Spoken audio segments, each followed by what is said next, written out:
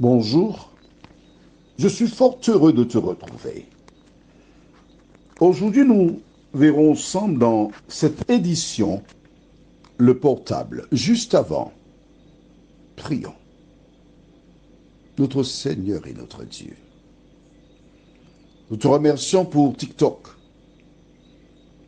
et les différentes vidéos qui sont là pour nous aider à mieux comprendre la parole. Merci de nous éclairer. Fais-nous du bien. Au nom de Jésus et pour ta gloire éternelle. Amen.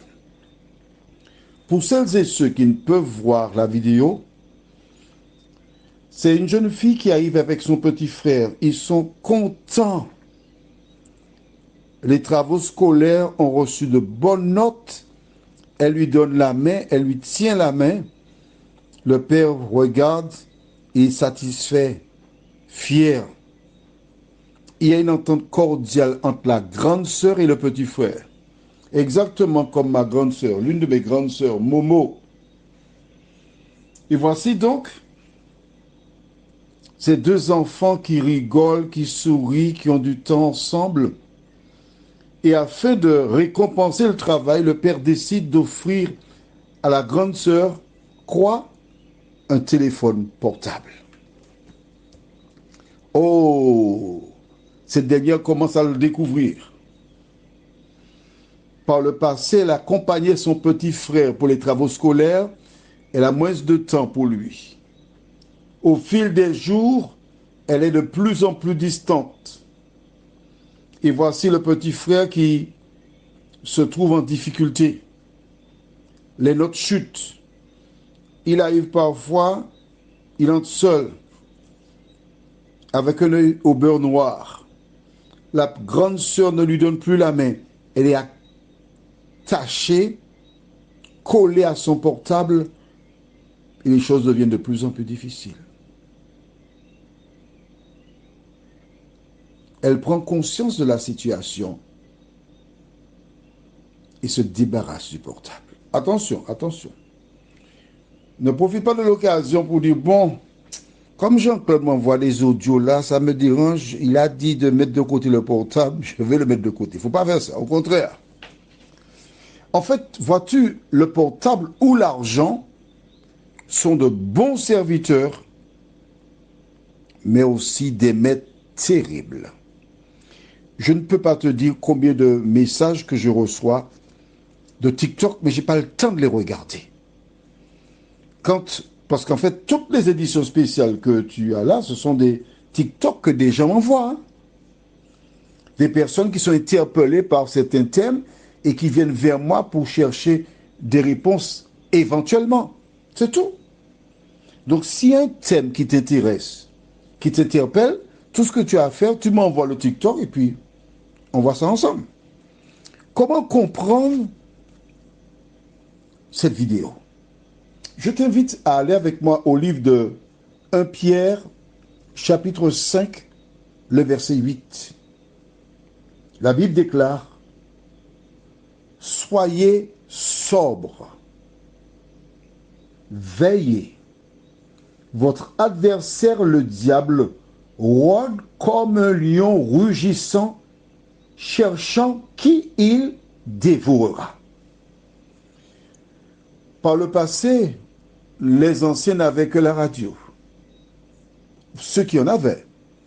Car j'ai connu des moments où les personnes n'avaient pas de radio à leur domicile. J'ai connu, lorsque le téléviseur est arrivé, il y a des gens qui n'avaient pas de télévision. Certaines personnes fortunées qui avaient la télévision, elles autorisaient des enfants, des adultes même, à rester à l'extérieur, à travers la fenêtre et regarder la télévision.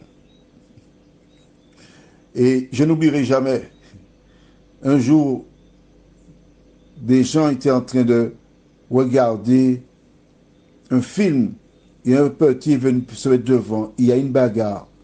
Le propriétaire de la maison n'a rien dit. Il s'est levé, il a fermé sa fenêtre, clac, clac, clac. Et le lendemain, il n'y avait plus de bagarre. Ensuite, maintenant tout le monde a la télévision. Avant, c'était qu'un téléviseur dans le séjour. On trouve des télévisions dans toutes les chambres. Beaucoup de personnes sont accros du téléviseur. Il existe des personnes âgées. À leur réveil, elles ouvrent le téléviseur, elles passent la journée devant le téléviseur, elles s'endorment et le téléviseur continue à fonctionner. Le téléviseur est un bon instrument. Mais si tu ne sais pas gérer ton temps, c'est un mauvais maître. Ensuite, il y a eu bien sûr la période où il y avait des magnétoscopes. Là, c'était location de films. Maintenant, ces maisons qui faisaient cela par le passé sont presque obsolètes, terminées. Et quand le portable est arrivé, tu vois la progression. Ah, il a fait et il continue de faire des dégâts. Vois-tu, le diable, ce qu'il fait, il cherche à accaparer ton temps. Il cherche à te détourner de l'essentiel. Et il remplit ton cerveau de toute espèce d'enseignements, de bêtises, de mensonges. Pourquoi? Parce qu'il désire ta perte. Aujourd'hui, nous voyons que le système scolaire français a évolué. Ou degré, c'est comme tu veux, d'accord? Où on enseigne des choses que j'ai découvertes que vers 13, 14 ans aux enfants qui ont 4, 5 ans. Tu sais de quoi je parle? Mais si, ce qui est à la mode ces jours-ci. Comment protéger ton enfant? Lisons, si tu le désires, au livre de Psaume chapitre 119, les versets 9 à 11. Comment le jeune homme rendra-t-il pur son sentier en se dirigeant d'après ta parole? Je te cherche de tout mon cœur. Ne me laisse pas m'égarer loin de tes commandements. Je serre ta parole dans mon cœur afin de ne pas pécher contre toi. Amen. Du temps du peuple d'Israël, quand il cheminait dans le désert, il n'y avait pas de réseaux sociaux, pas de télévision, pas de radio. Que faisaient-ils? Ils racontaient à leurs enfants ce que Dieu fit pour eux à travers leur existence. Ils ne faisaient que parler de l'amour de Dieu. Aujourd'hui, toi qui es un parent, prends le temps, ne prends pas beaucoup de chapitres, non, prends 2-3 versets, tu les lis en amont, et puis tu dis à l'enfant le matin, on va prendre 10 minutes, pas plus. Tu lis quelque chose, tu lui expliques. Le soir, tu fais pareil. Avant, les parents donnaient à lire des sommes et des sommes, c'était barbant, et les enfants avaient assez avec ça. Ne fais pas cela. Prends 1-2 versets, explique, accompagne ton enfant, parce que la seule solution pour protéger, verset 11, je serre ta parole dans mon cœur afin de ne pas pécher contre toi. Offre une Bible à ton enfant. Lis la Bible avec lui. Quand il rentre, profite prendre la Bible pour lire toi-même, pour qu'il voie l'exemple que tu lui donnes. C'est ainsi que tu formeras de bons caractères. Prions.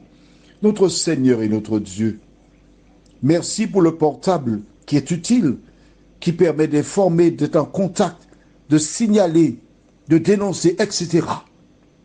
Mais ce dont nous avons besoin par-dessus tout, c'est la parole. Aide-nous à être des lecteurs réguliers, acharnés, nous t'en prions, au nom de Jésus et pour ta gloire éternelle. Amen. Je te souhaite une bonne journée et j'attends avec une certaine impatience le lever du jour afin de partager encore avec toi les bontés de l'Éternel. Sinon, rendez-vous sur la nouvelle terre.